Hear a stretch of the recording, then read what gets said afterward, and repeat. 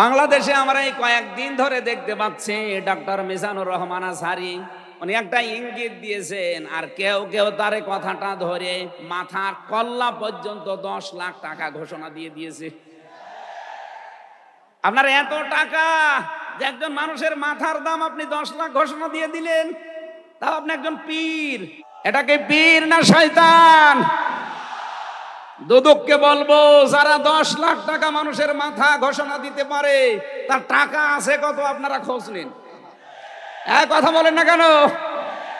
এই পীরগুলোকে আমরা মানুষকে 50,000, 5 লাখ, 10 লাখ টাকার কম্বল বিতরণ করতে দেখি না এই শীতে। তারা মানুষের মাথা চায় 10 লাখের বিনিময়ে। কি হয়েছে? সে একটা অসংলগ্ন কথা বলেছে এই কারণে। আপনি 2 ঘন্টা কথা বলেন তো আমি আপনার 50টা ভুল ধরবো। আমরা 1.5 ঘন্টা 2 ঘন্টা কথা বলে একটা স্লিপ অফ টান হলে সেইটা নিয়ে 2-1টা কথা এদিকে ওদিকে হলে আপনারা মাথা 10 লাখ টাকা। মাথা কি এত ফ্রি? বলেন। কেউ কেউ অলরেডি আবার বলেছে এরা ধর্ম ব্যবসায়ী। এই কথা যেই লোকটা জানিয়েছে মিজানুর রহমান আজহারীর নাম নিয়ে যে এটা ধর্ম ব্যবসায়ী, আপনার ঈমান চলে গেছে। কারণ মিজানুর রহমান আজহারীর নামের আগে একজন আলেম লেখা আছে, আল উলামা ওয়ারাসাতুল আম্বিয়া, আলেমরা নবীর ওয়ারিস। এই কথা বলেন না কেন? অনেক বড় দায়িত্ব তার মাথার উপরে। নবী যে জানিয়েছেন আনা খাবাল খাতামান নাবিয়্যিন লা নাবিয়্যা বাদি, আমি শেষ নবী, আমার পরে কোনো নবী নেই। এ কথার ভেতর একটা ইঙ্গিত আছে, নবী শেষ, তারপরে নবী নেই। অথচ আদম নবী থেকে শুরু করে হযরত ঈসা নবী পর্যন্ত আমরা দেখেছি এক নবী শেষ হওয়ার পরে আর এক নবীর উপরে এ দায়িত্ব এসে পড়তো। উম্মতের দায়িত্ব ভার নবীরা নিত, কিন্তু এখন তো নবী নেই। যেহেতু ওনার ঘোষণা আমার পরে আর কোনো নবী নেই, আমি শেষ নবী, এই হিসাবে নবীজি জানিয়েছেন আল উলামা ওয়ারাসাতুল আম্বিয়া, আমি থাকবো না কিন্তু আলেম থাকবে, এরাই আমার ওয়ারিস, এরাই আমার স্থলাভিষিক্ত। নবীর উপরে কথা বললে যেমন আমল আখলাক আল্লাহ নষ্ট করে দেয়, আলেমদের বিরুদ্ধে আলেমদের উপরে কারো যদি কথা যায় তার পেছনের আল্লাহ সব নষ্ট করে দেবে। অহম লা ইয়াশউরুন, কখন যে নষ্ট হয়ে যাবে আপনি টেরও পাবেন না। এই জন্য সীমা লঙ্ঘন করা যাবে না কথা এবং আচরণে, আপনারা সাবধান থাকবেন। যারা এই সীমা লঙ্ঘন গুলো করছেন, কাদের ইঙ্গিতে করছেন আমরা কিন্তু জানি। মাঝে মাঝে দাদারা এসে আপনাদের কান পড়া দিয়ে যায় আর আপনারা তখন উল্টা পাল্টা কথা বলতে থাকেন। কেউ না জানলে দেশের আলেমরা কিন্তু আগেই টের পায়, কারণ এরা তাহাজ্জুদের নামাজের সেজদায় আমার আল্লাহর সাথে কথা বলে। কথা বলেন না কেন? বিশ্বনন্দিত মুফাসসিরে কোরআন শহীদ আল্লামা দিলওয়ার হোসাইন সাইদি রহমতুল্লাহ আলাইহি, আমি তার সাথে জেলখানায় দীর্ঘদিন 3টা বছর পাশাপাশি ছিলাম। তার অনেক স্নেহ, ভালোবাসা, আদর, মহব্বত আমি পেয়েছি। বিশেষ করে পাশাপাশি জেলে থাকার কারণে অনেক কিছু তার থেকে আমি নিতে পেরেছি। আল্লাহ যেন ওগুলো আমার প্র্যাকটিক্যাল লাইফে সেট করার তৌফিক দান করেন। যেহেতু তাকে হত্যা করা হয়েছে, এই জন্য নির্দ্বিধায় বলতে পারে তিনি শহীদ। যদিও অনেকে দেশে স্বীকৃতি দিতে চান না যে উনি না শহীদ হয়নি। আপনাকে কি আবার শহীদ হয়ে আবার মৃত্যুবরণ করে দেখানো লাগবে যে আমি শহীদ হলাম? শহীদ এই শব্দটা কত দামি আপনি জানেন? কোরআনে কারিমে রব্বুল আলামিন বলেন, ওয়ালা তাকুলু লিমান ইউকতালু ফি সাবিলিল্লাহি আমওয়াত বাল আহইয়াউ ওয়ালাকিন লা তাশউরুন। সূরা বাকারা 2 নম্বর পারা 2 নম্বর পৃষ্ঠার 12 নম্বর লাইনে আছে এটা। আল্লাহ বলেন, মুখ দিয়ে বলবা না যারা আমি আল্লাহর জন্য শহীদ হয়েছে তাদের মরে গেছে, মৃত্যুবরণ করেছে, তারা মৃত, এ কথা বলবা না। বরং তারা জীবিত, কিন্তু তোমরা টের পাও না। মুখের পরে মানুষ যে অন্তরে একটা ধারণা নিয়ে আসতে পারে, এই জন্য মহান আল্লাহ অন্তরে ধারণা করতেও নিষেধ করেছেন। ওয়ালা তাহসাবান্নাল্লাযীনা কুতিলু ফী সাবিলিল্লাহি আমওয়াতা বাল আহইয়াউন ইনদা রাব্বিহিম ইরযাকুন। সূরা আলে ইমরান 4 নম্বর পারার 11 নম্বর পৃষ্ঠা 9 নম্বর 169 নম্বর আয়াতে আছে। আল্লাহ বলেন ধারণাও করবা না, যারে আমি আল্লাহর জন্য শহীদ হয়েছে, জীবন দিয়েছে, এই মানুষগুলো মারা গেছে, ধারণাও করবা না। মুখে তো বলাই যাবে না, অন্তরে ধারণাও করা যাবে না। বাল আহইয়াউন, বরং তারা জীবিত, ইনদা রাব্বিহিম ইরযাকুন, এবং তারা তাদের রবের কাছে রিজিক পাচ্ছে। বলেন সুবহানাল্লাহ। সুতরাং এই দেশে যারা শহীদ হয়েছে, অনেকে এখনো তাদেরকে স্বীকৃতি দিতে চান না। বিশেষ করে 2006 সালের 28শে অক্টোবর থেকে শুরু করে 2024-এর 5 আগস্ট পর্যন্ত এ দেশের জন্য, মানবতার জন্য, ইনসাফের জন্য, ন্যায় বিচারের জন্য, মানবতার জন্য, বৈষম্য দূর করার জন্য যারা জীবন দিয়েছে, নির্দ্বিধায় আমরা বলতে পারি এ মানুষগুলো শহীদ। শহীদ আবু সাইদ, শহীদ মুগ্ধ, শহীদ রায়হান, শহীদ ফয়সাল,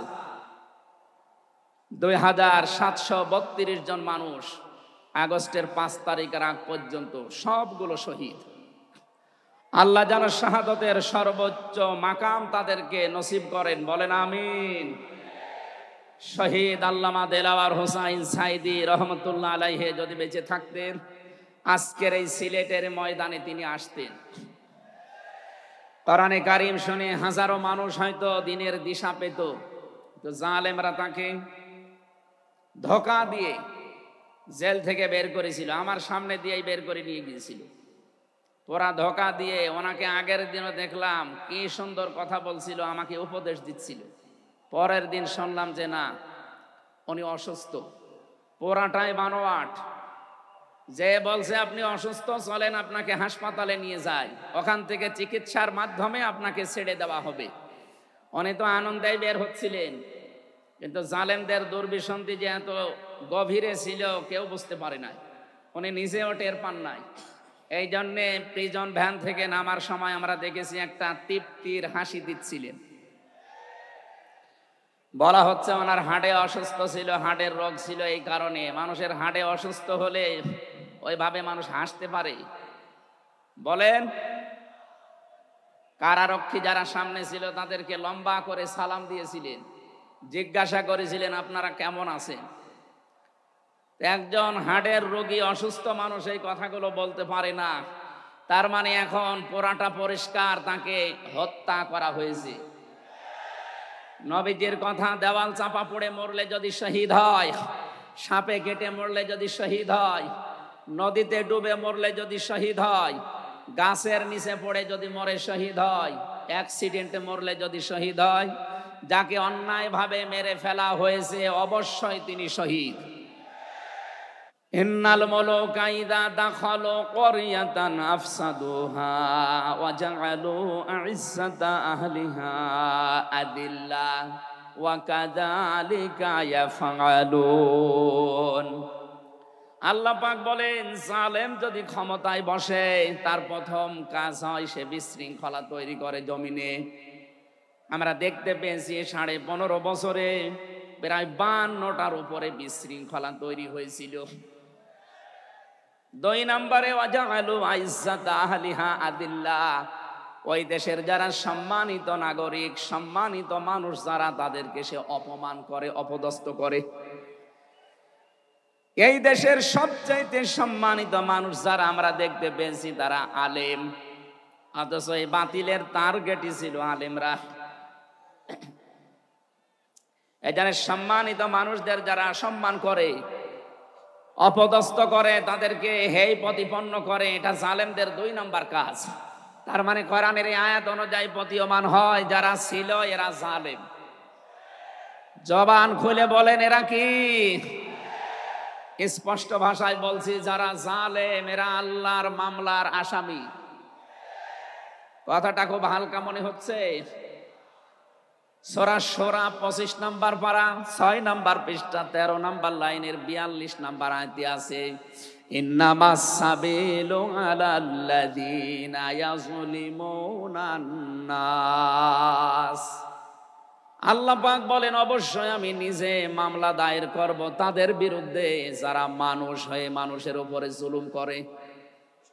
আল্লাহ ইয়াজলিমুন আল মুসলিমুনা দেননি, ইয়াজলিমুনান নাস দিয়েছেন। ইয়াজলিমুন শব্দটা মোজারে, আরবি গ্রামার অনুযায়ী এটা বর্তমান, ভবিষ্যৎ, প্রেজেন্ট, ফিউচার, দুইটা কাল নিয়ে শব্দ গঠন করা। তার মানে এখন যারা এ পৃথিবীতে মানুষ হয়ে মানুষের উপরে জুলুম করছে, ভবিষ্যতেও যারা করবে, তাদের কিছু পরিণতির কথা আমরা কোরআনে জেনেছি। রব্বুল আলামিন জানিয়েছেন সূরা নমলের 52 নম্বর আয়াতে, ফাতিলকা বুয়ুতুহুম খাবিয়াতাম বিমা যালামু। হে নবী, একটু তাকান জালেমদের এই বাড়ির দিকে। এই সেই ঘরগুলো জুলুম করার কারণে ঘর আমি আজ পরিত্যক্ত বানিয়ে দিয়েছি, জনশূন্য করে দিয়েছি, উজাড় গৃহ বানিয়ে দিয়েছি। সিলেটবাসী, আয়াতটা যে কত বাস্তব, যদিও এটা লূত নবী আলাইহিস সালামের উম্মতদেরকে ইশারা দিয়ে আল্লাহ নাজিল করেছিলেন। তা আমার আয়াতটা পড়ার পর, ব্যাখ্যা বিশ্লেষণ দেখার পরে মনে হচ্ছে 2024 সালের 5 আগস্টের বিকাল বেলা আল্লাহ আবার নাজিল করেছেন। আল্লাহ যেন তার কুদরতি আঙ্গুল দিয়ে দেখাচ্ছেন, এই সেই ঘরগুলো খাবিয়াতান, আমি জনশূন্য করে দিয়েছি, পরিত্যক্ত বানিয়ে দিয়েছি, বিমা যালামু, জালেমদের জুলুমের কারণে। এর বাস্তব প্রমাণ আমি কুষ্টিয়ায় হানিফ সাহেবের বাড়িটা দেখতে পেয়েছি। বিকাল 5টা বাজতে বাজতে মানুষ বাড়ি না ইট পর্যন্ত রাখে নাই, পায়খানার প্যান পর্যন্ত খুলে নিয়ে চলে গেছে। এতটুকু আল্লাহ শেষ করেননি, এর পরের শব্দ আমাদের জন্য।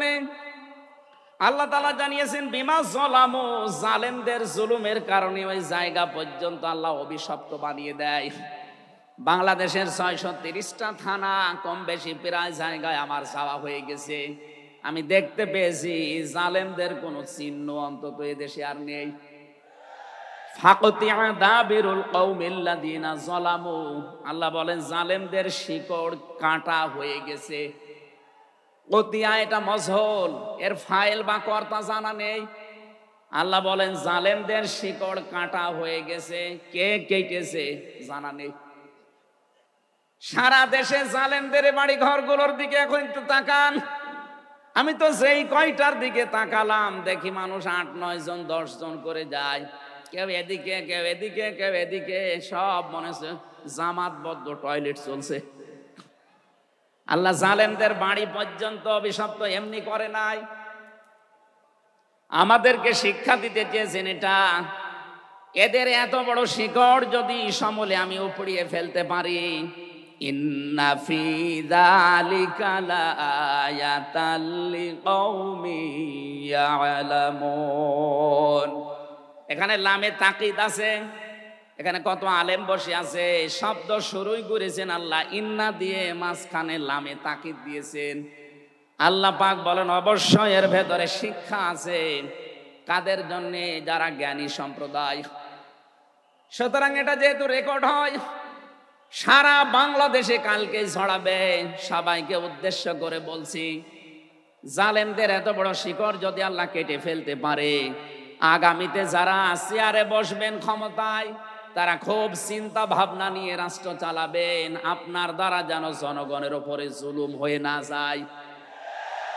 যদি আপনার দ্বারা জুলুম হয়, আগামী 5 বছর পরে আপনার বাড়িও দেখবেন শ্মশান হয়ে গেছে। আমি আশা করি আমার বক্তব্য আপনারা বুঝেছেন, এবং রেকর্ড হওয়ার পরে যারা শুনবে তারাও বুঝবে। আমি এটা বলতাম না, আমি দেখতে পাচ্ছি কিছু মানুষ ইদানিং উলট পালট কথা বলছে, এ কারণে আমি ইঙ্গিত দিলাম। এখনই যদি আপনি এরকম কিছু বলেন, কিছুদিন পরে বলতে পারেন না? গতকালকে এক নেতা এইটা জানিয়েছে যে 15 বছর তো কোরআনের অনুষ্ঠানে অনুমতি লাগতো, আমরা যদি আসতে পারি অনুমতি দেব না। আপনি এ কথা বলবেন আমরা জানি, তো কিছুদিন পরে বলতে পারলেন না, আগেই বলে দিলে মানুষ তো সব জেনে ফেলবে। এই জন্যে আমার মনে হয় আপনি ভুল করে ফেলেছেন। আপনি আস্তাগফিরুল্লাহ বা তওবা করে নেবেন, থুক্কু এরকম কিছু দিয়ে অন্তত ফিরে আসবেন যে না, এটা এখন আমি বলবো না, কিছুদিন পরে বলবো। মানুষকে আল্লাহ সম্মান দিয়েছেন, সেই মানুষের উপরে যারা জুলুম করে তারা আল্লাহর কেসের আসামি। পুলিশের কাছে বাধা দেন, পুলিশ বাদী মামলা হবে। আর যারা মানুষ হয়ে মানুষের উপরে জুলুম করে তারা আল্লাহ বাদী মামলার আসামি। আল্লাহ কিন্তু ইয়াজলিমুনা আল মুসলিমুনা দেননি, যে মুসলমানদের উপরে যারা জুলুম করে ইয়াজলিমুনা নাস দিয়েছেন। বলেন তো হিন্দু কি মানুষ না? আরো আসতে বলেন। এই যে বাইরের দেশের যে সমস্ত আন্তর্জাতিক রিপোর্ট গুলো আছে, ভয়েস অফ আমেরিকা এবং মাইক্রোসফট, সব খ্রিস্টানরা ইহুদিরা এরা চালায়। এরা রিপোর্ট দিচ্ছে সারা বিশ্বের 257টা দেশের ভেতরে সব চাইতে নিরাপদে সাম্প্রদায়িক সম্প্রীতি নিয়ে বাস করছে বাংলাদেশের মানুষ। অথচ এই 54 বছর মিথ্যাচার করে বিশ্বের মোড়লদের কাছে আমাদেরকে অনেকেই কালার করার চেষ্টা করেছে। তারা এতদিন মানুষকে শুনিয়েছে বাংলাদেশে সংখ্যালঘু নির্যাতন হয়, এটা দাহা মিথ্যা কথা। যারা এটা ছড়িয়েছেন সারা বিশ্ব তাদেরকে এখন ধিক্কার দিচ্ছে, ঘৃণা জানাচ্ছে। তারা বলছে এই বাংলাদেশ নিয়ে যারা মিথ্যাচার করছে ওদের জন্মটাই মিথ্যার উপরে। আপনি মাইক্রোসফট দেখেন, তারা রিপোর্ট দিয়েছে সারা বিশ্বের সবচাইতে বেশি মিথ্যা তথ্য ছড়ানো হয় ভারতে। আমি নাম নিতে চাইছিলাম না, বেরিয়ে গেছে। ওদের নাম আমার নিতে মনে বলে না। আমি ঘৃণা করি ওদের উগ্রপন্থী কিছু মানুষকে। হিন্দু ভাইরা আমাদের শত্রু না, কিছু উগ্র আছে যারা জঙ্গি, ওরা এই নামটা মুসলমানদেরকে দিয়েছে। অথচ সবচাইতে বড় জঙ্গি এই উগ্র হিন্দুরা। এদের কারণে আজ হিন্দু সমাজেরও বদনাম হয়ে যাচ্ছে। পরিষ্কার কথা শোনেন বাংলার মানুষেরা, একটা মুসলমানকে যদি আঘাত করেন একটা গুনাহ হবে, কোন অমুসলিমের গায়ে হিন্দুর গায়ে যদি আঘাত করেন ডবল গুনাহ হবে। একটা জুলুমের গুনাহ আর একটা আমানতের খেয়ানত করার গুনাহ। তারা আমাদের কাছে আমানত না, কথা বলেন না কেন? অথচ 15.5 বছরে আমরা আমানতের অনেক খেয়ানত করে ফেলেছি। আগামীতে এই খেয়ানত হবে না ইনশাআল্লাহ।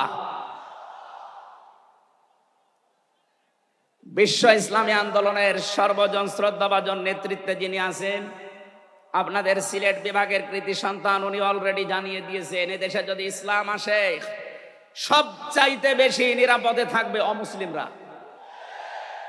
এই জন্য গাইবান্ধায় দেখলাম একটা অনুষ্ঠানে, তার আগে একজন হিন্দু পুরোহিত ঠাকুর বক্তব্য দিচ্ছিল যে এই দেশে আগস্টের 5 তারিখের পর থেকে সবচাইতে বেশি নিরাপদে আছি আমরা অন্য ধর্মের লোকেরা।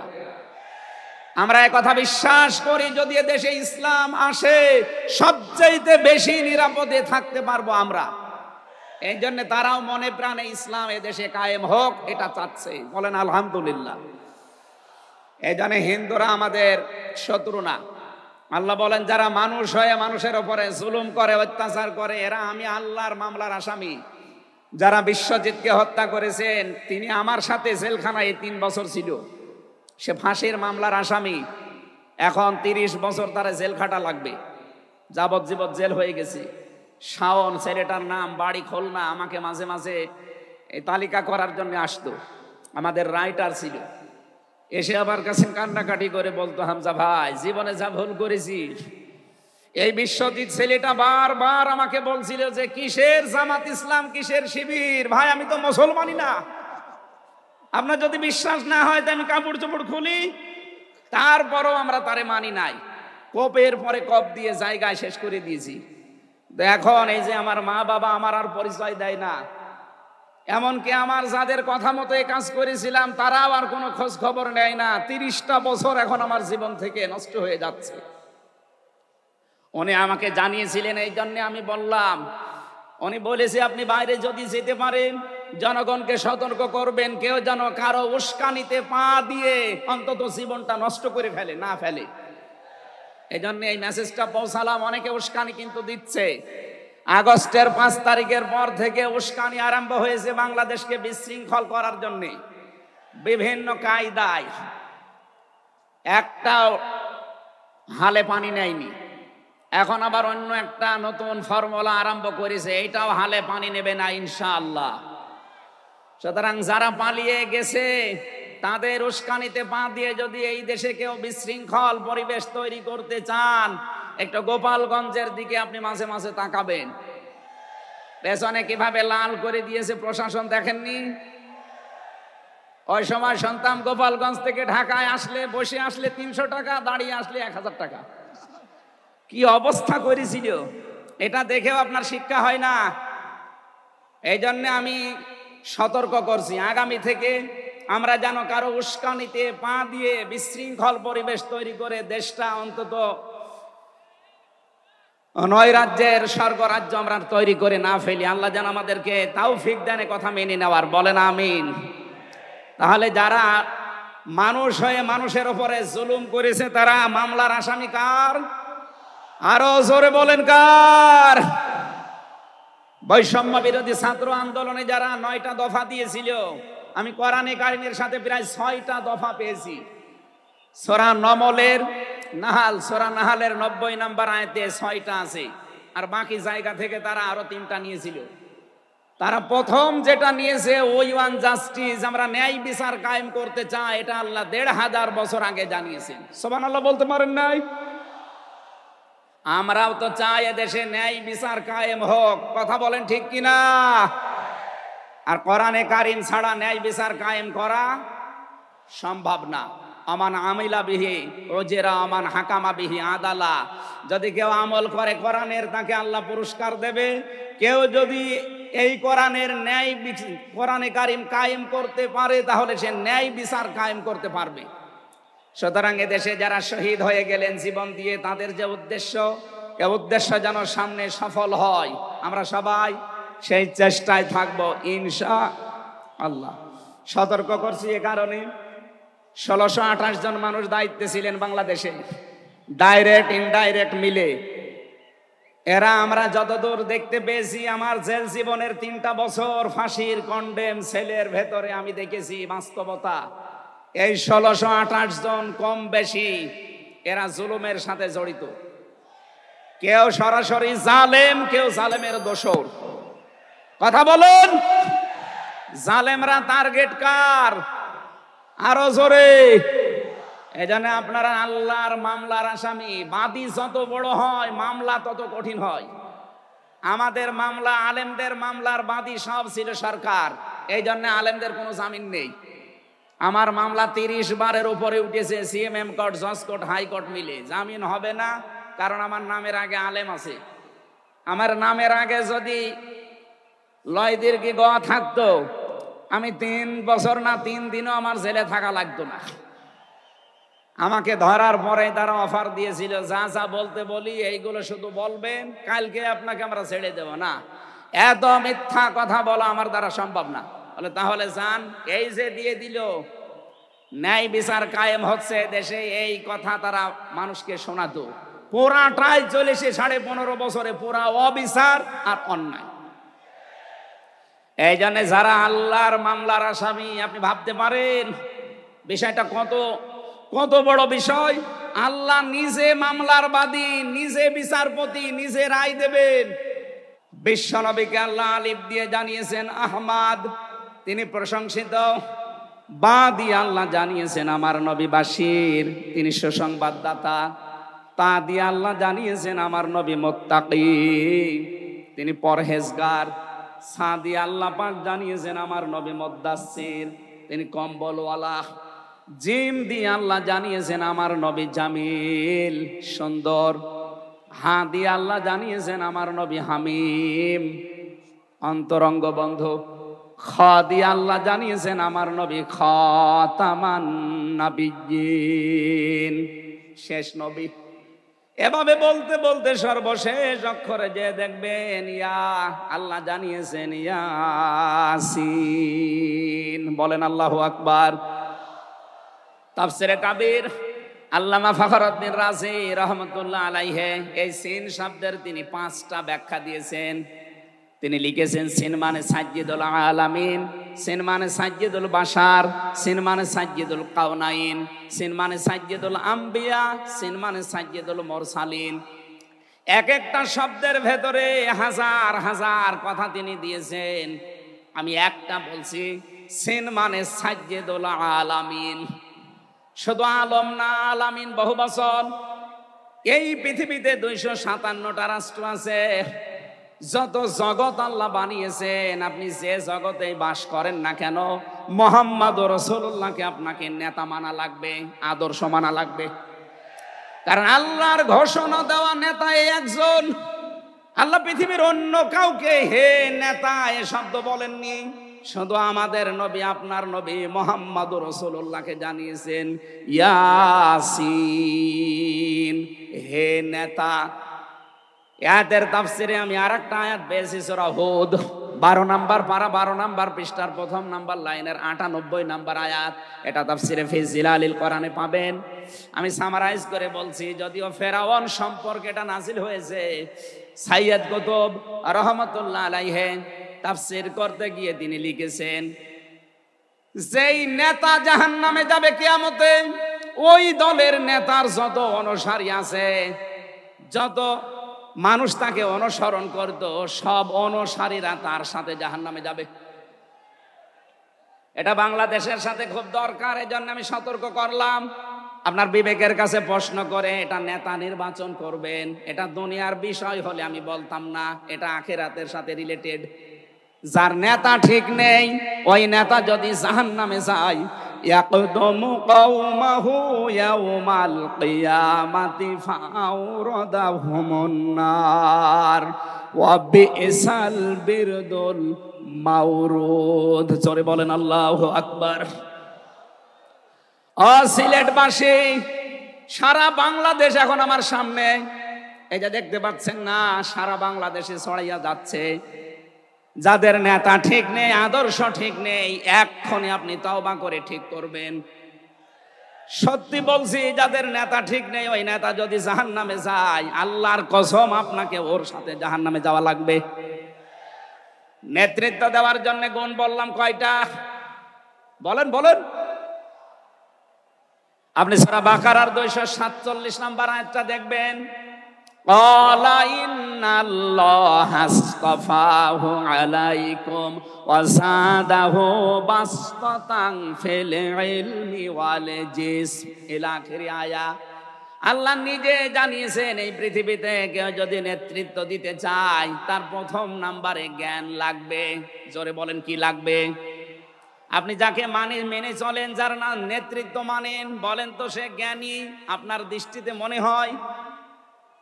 যে লোকটা এ কথা বলতে পারে ঈদুল ফিতরের জানাজার নামাজ আগামীকাল অনুষ্ঠিত হবে, ওর জ্ঞান কেমন আপনি টের পাচ্ছেন না? এই কথা বলে না কেন? এই জন্য নেতৃত্বের সামনে কেউ দিতে চাইলে তাকে জ্ঞানী হওয়া লাগবে। আসমানের জ্ঞানী হওয়া লাগবে। যাবতীয় জ্ঞান, জাগতিক জ্ঞান তো লাগবেই, মাস্ট বি। এইটার জ্ঞান লাগবে। কোনটার বলেন? 2 নম্বরই আমি পেয়েছি, নেতা হওয়ার জন্য লাগবে। কেউ যদি সীমা লঙ্ঘন করে, কথাবার্তার কাজে কামে, সে নেতৃত্ব দেওয়ার যোগ্যতা হারিয়ে ফেলে। এটা সূরা শুআরার 152 নম্বর আয়াতে পাবেন। বাংলাদেশে আমরা এই কয়েকদিন ধরে দেখতে পাচ্ছি ডক্টর মিজানুর রহমান আজহারি, উনি একটা ইঙ্গিত দিয়েছেন, আর কেউ কেউ তার কথাটা ধরে মাথার কল্লা পর্যন্ত 10 লাখ টাকা ঘোষণা দিয়ে দিয়েছে। আপনার এত টাকা যে একজন মানুষের মাথার দাম আপনি 10 লাখ ঘোষণা দিয়ে দিলেন, তাও আপনি একজন পীর। এটাকে পীর না শয়তান? দুদককে বলবো, যারা 10 লাখ টাকা মানুষের মাথা ঘোষণা দিতে পারে, তার টাকা আছে কত আপনারা খোঁজ নিন। এক কথা বলেন না কেন? এই পীরগুলোকে আমরা মানুষকে 50,000, 5 লাখ, 10 লাখ টাকার কম্বল বিতরণ করতে দেখি না এই শীতে। তারা মানুষের মাথা চায় 10 লাখের বিনিময়ে। কি হয়েছে? সে একটা অসংলগ্ন কথা বলেছে। এই কারণে আপনি 2 ঘন্টা কথা বলেন তো আমি আপনার 50টা ভুল ধরবো। আমরা 1.5 ঘন্টা 2 ঘন্টা কথা বলে একটা স্লিপ অফ টান হলে সেইটা নিয়ে এই যে কেরামান কাতিবিন উনি একটা কি বলতেছে বলে ফেলেছে। আরে ভাই আমাদের বয়সই কত? আমার বয়স এখন 33, মিজান ভাই আমার 5 বছরের বড় মাত্র। সব মিলে নাই তার 38-40 বছর হবে। এখনো তো নবুয়তের বয়সে আমরা পাইনি। কথা বলে না কেন? নবীকে আল্লাহ 40 বছরের আগে নবুয়ত দেয়নি। আমরা তো সে বয়সে এখন মানে পার হতে পারিনি। 2-1টা কথা এদিকে ওদিকে হলে আপনারা মাথা 10 লাখ টাকা। মাথা কি এত ফ্রি? বলেন। কেউ কেউ অলরেডি আবার বলেছে এরা ধর্ম ব্যবসায়ী। এই কথা যেই লোকটা জানিয়েছে মিজানুর রহমান আজহারীর নাম নিয়ে যে এটা ধর্ম ব্যবসায়ী, আপনার ঈমান চলে গেছে। কারণ মিজানুর রহমান আজহারীর নামের আগে একজন আলেম লেখা আছে, আল উলামা ওয়ারাসাতুল আম্বিয়া, আলেমরা নবীর ওয়ারিস। এই কথা বলেন না কেন? অনেক বড় দায়িত্ব তার মাথার উপরে। নবী যে জানিয়েছেন আনা খাবাল খাতামান নাবিয়্যিন লা নাবিয়্যা বাদি, আমি শেষ নবী, আমার পরে কোনো নবী নেই। এ কথার ভেতর একটা ইঙ্গিত আছে, নবী শেষ, তারপরে নবী নেই। অথচ আদম নবী থেকে শুরু করে হযরত ঈসা নবী পর্যন্ত আমরা দেখেছি এক নবী শেষ হওয়ার পরে আর এক নবীর উপরে এ দায়িত্ব এসে পড়তো। উম্মতের দায়িত্ব ভার নবীরা নিত, কিন্তু এখন তো নবী নেই। যেহেতু ওনার ঘোষণা আমার পরে আর কোনো নবী নেই, আমি শেষ নবী, এই হিসাবে নবীজি জানিয়েছেন আল উলামা ওয়ারাসাতুল আম্বিয়া, আমি থাকবো না কিন্তু আলেম থাকবে, এরাই আমার ওয়ারিস, এরাই আমার স্থলাভিষিক্ত। নবীর উপরে কথা বললে যেমন আমল আখলাক আল্লাহ নষ্ট করে দেয়, আলেমদের বিরুদ্ধে আলেমদের উপরে কারো যদি কথা যায় তার পেছনের আল্লাহ সব নষ্ট করে দেবে। অহম লা ইয়াশউরুন, কখন যে নষ্ট হয়ে যাবে আপনি টেরও পাবেন না। এই জন্য সীমা লঙ্ঘন করা যাবে না। কথা এবং আচরণে আপনারা সাবধান থাকবেন। যারা এই সীমা লঙ্ঘন গুলো করছেন, কাদের ইঙ্গিতে করছেন আমরা কিন্তু জানি। মাঝে মাঝে দাদারা এসে আপনাদের কান পড়া দিয়ে যায় আর আপনারা তখন উল্টা পাল্টা কথা বলতে থাকেন। কেউ না জানলে দেশের আলেমরা কিন্তু আগেই টের পায়, কারণ এরা তাহাজ্জুদের নামাজের সেজদায় আমার আল্লাহর সাথে কথা বলে। কথা বলেন না কেন? এই জন্য যারাই যা কথা বলবে না কেন, কারো কান পড়ায় কান দিয়ে সীমা লঙ্ঘন করবেন না। আমি আশা করি কি বোঝাতে চাই আপনি বুঝেছেন। নেতৃত্ব দিতে হলে সীমার ভেতরে থাকবেন। 3 নম্বরে আমি পেয়েছি সূরা কাহফের 28 নম্বর আয়াতে যে গাফেল হওয়া যাবে না যারা নেতা হবে। অথচ এই দেশে আমরা দেখি এই 54-53 বছরে যারা নেতৃত্ব দিয়েছে অধিকাংশ গুলোই গাফেল। আল্লাহর এই কোরআন সম্পর্কে তারা গাফেল, মানবতা সম্পর্কে তারা গাফেল ছিল। 4 নাম্বারটাই পেয়েছি সূরা নিসা। এইটা আমার মনে হয় না বলাই ভালো, না এইটা বললে সমস্যা আছে।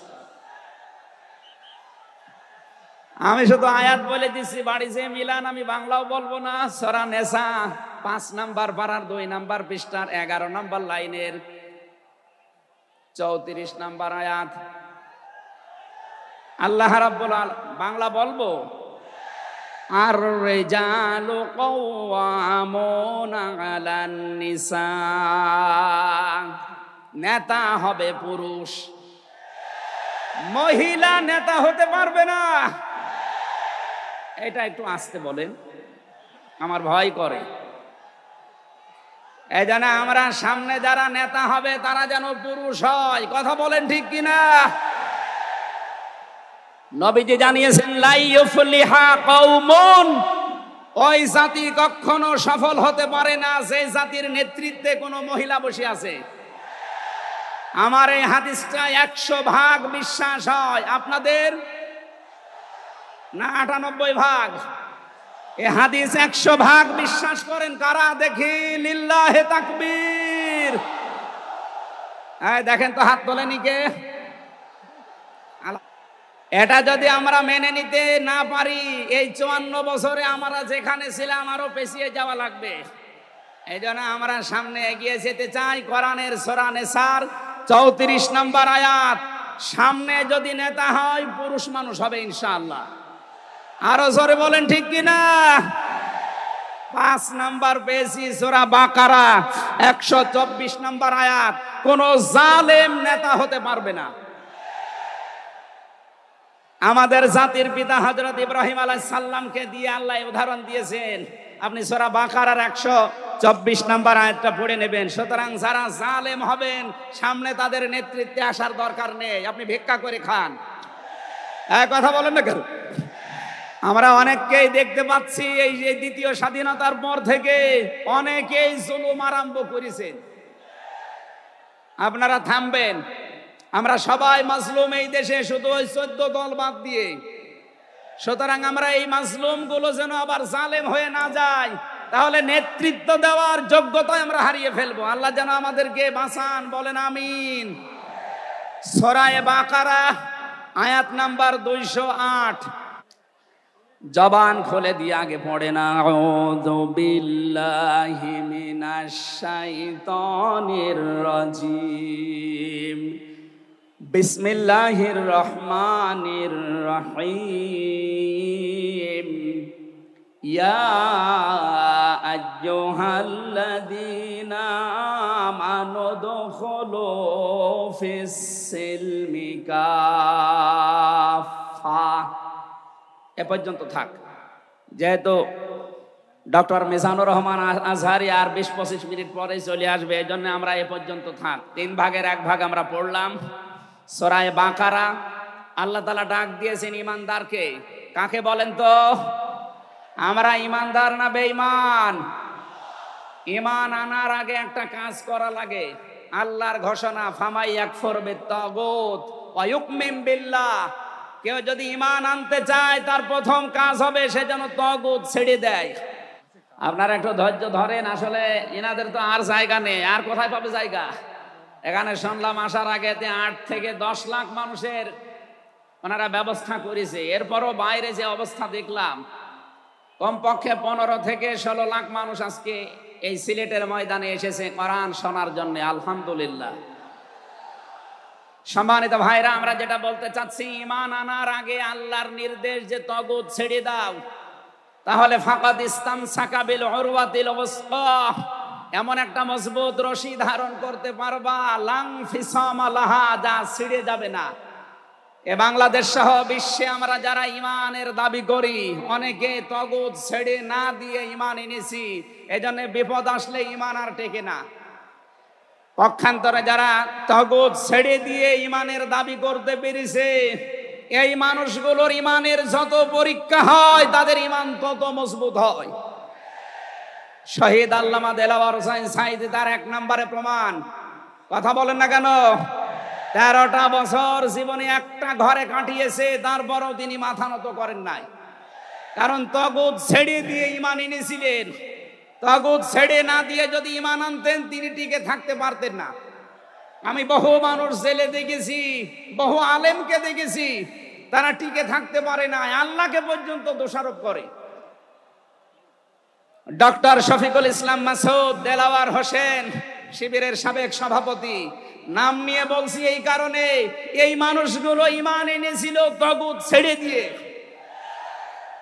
দেলাওয়ার ভাইকে তার গরম করে লজ্জাস্থানে ঢুকিয়েছে, পুরুষাঙ্গ নষ্ট করে দিয়েছে। 57 দিন লোকটা রিমান্ডে ছিল, তারপরও টলাতে পারে না জালেমরা। কিন্তু যারা ঈমান এনেছে তাগুতের সাথে মিল মহাব্বত রেখে, আপনি তাকান, আগস্টের 5 তারিখের পরে তারা অনেকেই বেঈমান হয়ে গেছে। জাতীয় মসজিদের সাবেক ইমাম, কথা বলে না কেন? 5 তারিখের পরে পালিয়েছে, পৃথিবীর ইতিহাস পাল্টিয়ে দিয়েছে। জাতীয় মসজিদের ইমাম পালিয়ে যায়, এটা একটা লজ্জা না? এমপিরা নাই পালিয়ে গেল, আপনি কেন পালাবেন? কিছুদিন পরে জোর করে এসেছিল ইমামতি আবার করব, জনগণ জুতা দিয়ে পিটিয়েছে। পরের দিন স্ট্যাটাস দিয়েছে, জনগণ জুতা দিয়ে পিটিয়েছে, তাই কি আমার গায়ে লাগেনি। মানুষ কত নিচে নামতে পারে। তার বাবা তো একজন ভালো মানুষ ছিল, একজন আলেম ছিল, কি এসেছে আল্লাহ জানে। একটা জালেমাকে সে নাম দিয়েছে কওমি জননী।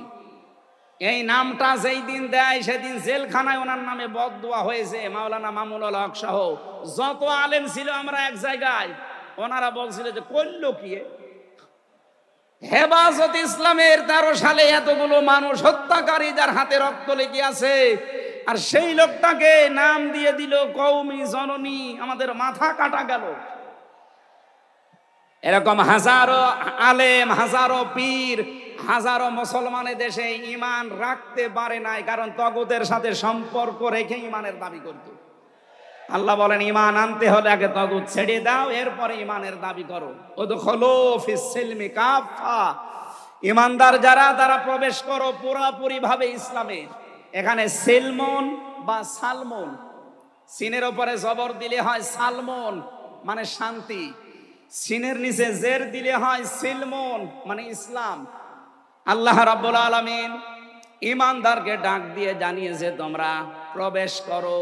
যেহেতু সিলমনটা আছে এজন্য ইসলাম নেওয়া লাগবে। আমি যতগুলো তাফসীর বিশ্ববিদ্যালয়ে থাকাকালীন মিলিয়েছিলাম এই সিলমন দিয়ে।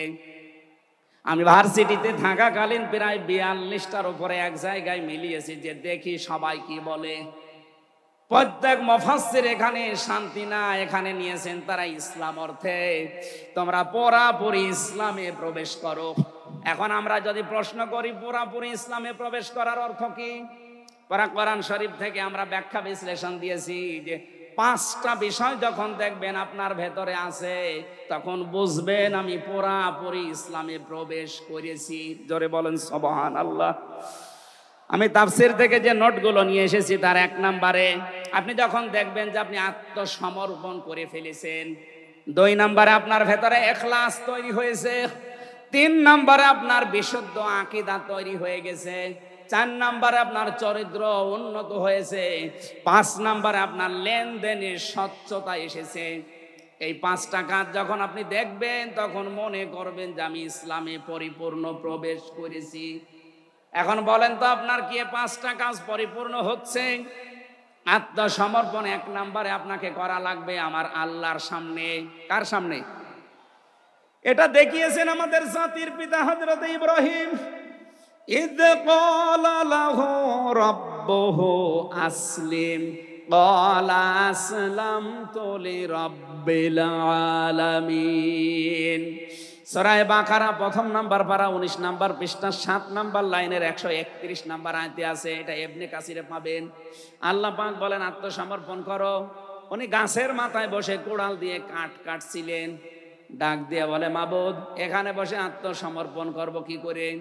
আল্লাহ পাক বলেন আত্মসমর্পণ এখানে খাতনা করে আত্মসমর্পণ করো। গাছের মাথায় তিনি কোড়াল দিয়ে খাতনা করে বললেন আমি মহাবিশ্বের প্রতিপালকের কাছে আত্মসমর্পণ করলাম, সারেন্ডার করলাম। এতটুকু তিনি শেষ করেননি, তিনি ডাক দিয়েছিলেন ইন্তেকালের আগে তার সন্তানদেরকে, ওয়াসাা বিহা ইব্রাহিম বানিহি ওয়া ইয়াকুব ইয়া বানিয়া ইন্নাল্লাহা আসতাফা লাকুমুদ্দিন ফালা তামুতুন্না ইল্লা ওয়া আনতুম মুসলিমুন। হযরত ইব্রাহিম আলাইহিস সালাম এবং ইয়াকুব এই 2 জন নবী ইন্তেকালের আগে তার সন্তানকে ডাক দেন, হে আমার কলিজার টুকরার সন্তানেরা, ইন্নাল্লাহা আসতাফা অবশ্যই আল্লাহ তোমাদের জন্য মনোনীত করেছেন লাকুমুদ্দিন একটা দিনকে, ফালা তামুতুন্না ইল্লা ওয়া আনতুম মুসলিমুন মৃত্যুবরণ করবা না যতক্ষণ মুসলমান হতে না পারো। এবার আসেন তো ইব্রাহিম আমাদের জাতির পিতা, হযরত ইয়াকুব আলাইহিস সালাম তাদের সন্তানদেরকে ইন্তেকালের আগে নসিহত করলেন যে তোমাদের জন্য আল্লাহ একটা দিন মনোনীত করেছেন। কি মনোনীত করেছেন? দিন কি? এ রাতের পরে যেটা আসবে ওই দিন। বলেন বলেন। কবরে গুরুত্বপূর্ণ যে প্রশ্নগুলো তার ভেতরে এটা একটা, মা দীনুকা, দিন কি? এটা যদি আপনি ক্লিয়ার হতে না পারেন কবরে যে প্রশ্নের জবাব দিতে পারবেন না। এজন্য এই বিষয়টা নিয়ে বিস্তারিত আমাদের জানা শোনা দরকার। দিন বলতে আল্লাহ নিজে আবার ব্যাখ্যা দিয়েছেন, দিন কি জানো? ইব্রাহিম নবী যেটা, ইয়াকুব নবী যেটা তার সন্তানদেরকে বারবার ওসিয়ত করছিল ইন্তেকালের আগে, আল্লাহ তোমাদের জন্য একটা দিনকে মনোনীত করেছেন, সেই দিন হচ্ছে ইসলাম। জোরে বলেন সুবহানাল্লাহ। ইন্নাদ-দীনা ইনদাল্লাহিল ইসলাম। অবশ্যই আমি আল্লাহর কাছে মনোনীত একটাই দিন আছে, তার নাম, আরো জোরে বলেন। এখন পৃথিবীতে প্রায় 4,500-এর উপরে ধর্ম আছে, দিন আছে। 4,500 ধর্মের কোন দিনের উপরে, ধর্মের উপরে আমার আল্লাহ রাজি নেই, খুশি নেই, তিনি পছন্দ করেন না। একটাই মাত্র দিনকে তিনি মনোনীত করেছেন, পছন্দ করেন, তার নাম ইসলাম। ওয়ামাই ইয়াবতাগি গায়রাল ইসলামি দীনান ফালাই ইউকবালা মিন ওয়া হুয়া ফিল আখিরাতি মিনাল খাসিরিন। সূরা আলে ইমরান 3 নম্বর পারা 20 নম্বর পৃষ্ঠা 4 নম্বর লাইনের 85 নম্বর আয়াতে আছে, এ পৃথিবীতে কেউ যদি ইসলাম বাদ দিয়ে অন্য কোন নিয়ম নীতি, অন্য কোন দিন অনুসরণ করে, ফালাই ইউকবালা মিন, জীবনে আর কোনো কিছু আল্লাহর দরবারে কবুল হচ্ছে না, হবে না। ইউকবালা এটা মোজারে, বর্তমান, ভবিষ্যৎ, প্রেজেন্ট, ফিউচার। এর আগে লান এসেছে, মোজারের আগে লান আসলে আরবিতে বাংলা অর্থ দাঁড়ায় জীবনেও হবে না, পশ্চিম কালও সম্ভব না। আল্লাহ যদি গ্যারান্টি দিয়ে বলে ইসলাম বাদে অন্য কোন নিয়ম নীতি দিয়ে অন্য কোন ধর্ম পালন করলে আমি আল্লাহ রাজি হব না, কেউ রাজি করাতে পারবে? এতটুকু আল্লাহ শেষ করেননি, পরেরটা আরো কঠিন। অহুয়া ফিল আখিরাতি মিনাল খাসিরিন। আল্লাহ পাক বলেন ওই লোকটা সব চাইতে বড় ক্ষতিগ্রস্ত হবে আখিরাতে। বলেন নাউজুবিল্লাহ। সিলেটবাসী আমাদের জীবন এদিকে ওদিকে করে হয়তো কেটে যাবে, কিন্তু মরণের পর আমরা যদি ক্ষতিগ্রস্ত হয়ে যাই, এই আসল জীবনে যদি আমাদের নষ্ট হয়ে যায়, তাহলে আমরা এই ভুল পথে থেকে আমাদের জীবনটা নষ্ট করব কোন কারণে? যত নিয়ম নীতি আছে আজকে থেকে সব মাইনাস করবেন, সব বাদ দিয়ে দেবেন। ইসলাম বাদ দিয়ে কোন নিয়ম নীতি দিয়ে আল্লাহকে রাজি করানো যাবে? তাহলে ইসলাম বাদ দিয়ে বিয়ে শাদী হবে? বলেন বলেন। ইসলাম বাদ দিয়ে পরিবার নীতি হবে? ইসলাম বাদ দিয়ে রাজনীতি হবে? এটা হতে পারে। হ্যাঁ, কিছু মানুষ এখন কথাই আরম্ভ করেছে যে উঠলে আপনি রাজনীতির কথা বলেন। আরে ভাই, রাজনীতি যদি কোরআনে না থাকতো আমি ওই আয়াতটাই পড়তাম না। এর ভেতরে নামাজের কথা মাত্র 82 জায়গায় আছে। কয় জায়গায়? বলেন বলেন। রোজা রাখা ফরজ মাত্র 1 জায়গায় আছে। হজ করা ফরজ মাত্র 1 জায়গায় আছে। আর রাজনীতি কোরআন দিয়ে করা লাগবে এটা 903 জায়গায় আছে। সুবহানাল্লাহ বলতে পারেন না?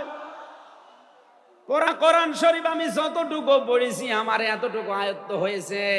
নামাজের চাইতে, হজের চাইতে, যাকাতের চাইতে সব চাইতে বেশি আলোচনা দিয়েছেন আল্লাহ রাজনৈতিক বিষয়ে।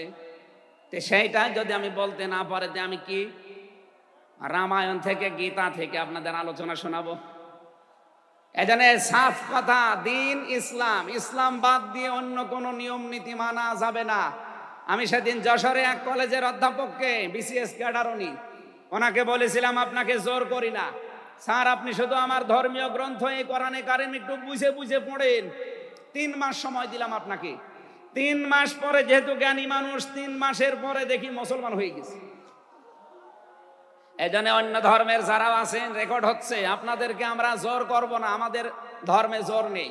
লা ইকরাহা ফিদ্দিন, আমাদের ধর্মে জোর আছে, জবরদস্তি নেই, জোর নেই।